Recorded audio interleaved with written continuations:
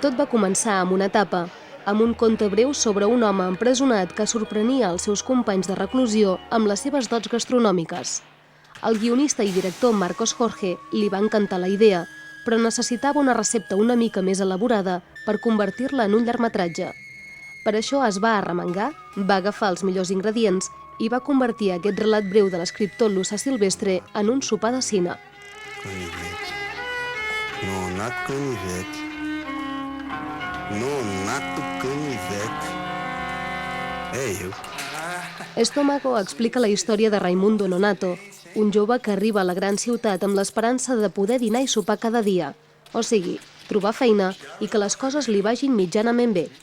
Comença a treballar en un bar i descobreix el seu talent innat per la cuina.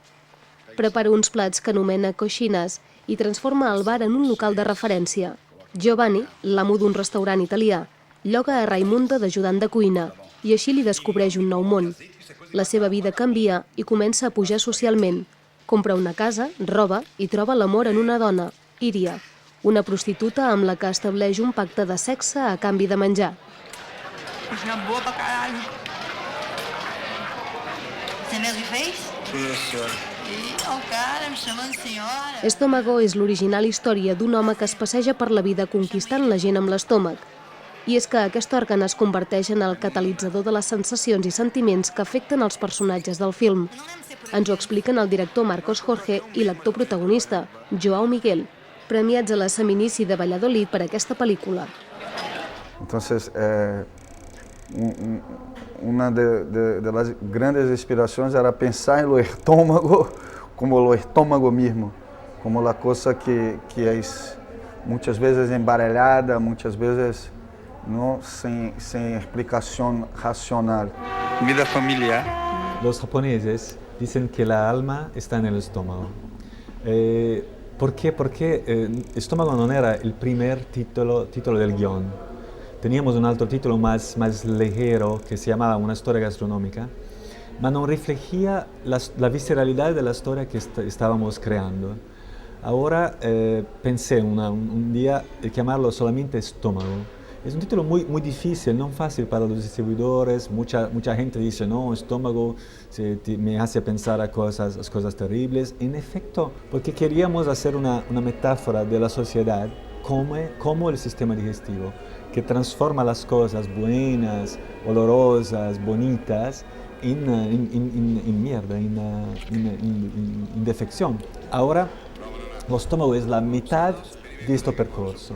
Representa exactamente, como en todos los países decimos, tenés que tener estómago para soportar esto, estómago. Ahora, es una metáfora también de cómo debe ser el hombre para comprender los mecanismos de poder de la sociedad.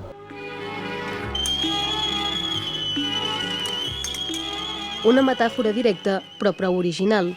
L'estómac per allò bo i per allò dolent. Pel protagonista, Raimundo Nonato, l'estómac és la paraula clau per la seva ascensió cap al poder, cap al triomf social.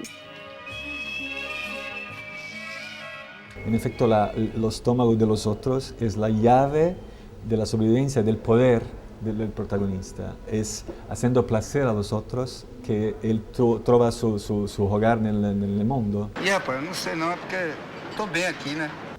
En efecto, el film ha dos inicios. El inicio del film, de nuevo inicia nuevamente el film cuando el Nonato comienza a cocinar, porque se descubre finalmente el suo talento. Ahora su vida es como si iniciase en aquel momento. Un altre dels ingredients importants d'aquesta recepta és el sexe. De fet, el director presenta el menjar i el sexe com dos dels grans plaers compatibles i indispensables per la societat moderna. La hambre de Nonato es una y la hambre de Iria es otra, pero es posible en aquel momento se complementar, ¿no? Una cosa por troca de la otra también, porque yo pienso que la película habla de estas cuestiones de los códigos de la vida, que también son códigos de poder, ¿no? Ahora, para nosotros brasileños, la metáfora es total. Entre sexo y comida, la metáfora es absolutamente total. Se liga aí, ô pô! Estómago és una història de lligams, de persones recloses d'una manera real quan el protagonista és tancat a la presó, però també pres en el seu art culinari, en la història d'amor amb la prostituta Iria.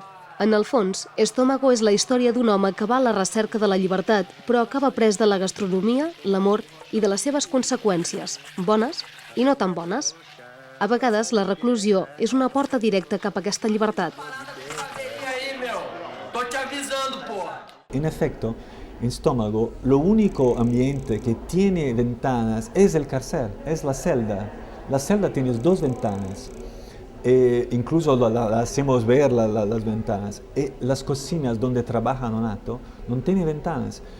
Nonato solamente pasea por la ciudad de noche, porque trabaja todo el día y puede solamente andar por las calles de noche. Es un prisionero todo el tiempo. Incluso la sua libertad, el poder, lo conquista en la cárcel y no fuera de la cárcel. Es una metáfora para hacer refletir la gente. Estómago és un plat amb molts sabors. Hi trobem un punt de picant, en alguns moments és dolç i d'altres salat. Malgrat que el cartell del film ens pot fer pensar en una comèdia, la pel·lícula de Marcos Jorge va de la tragèdia a la comicitat i ho fa d'una manera sutil, perquè el públic no trobi un canvi sobtat de sabor. É um negócio aí que eu tô pensando faz tempo. Desembucha? La tragédia e la comédia é uma coisa muito próxima uma da outra, como a luz e a sombra, não? Somos trágicos e somos cômicos. Nos rimos de nós mesmos e nos lloramos de nós mesmos. Então, o cambiamento de las cenas tem esta coisa de cômico e trágico, e a construção de personagem passeia por tudo isto também. Tá bom, tá bom. Ma la gente es talmente seducida dalla simpatía del protagonista que no ve. Es notable como se puede mostrar unas cosas sin que el público lo vea.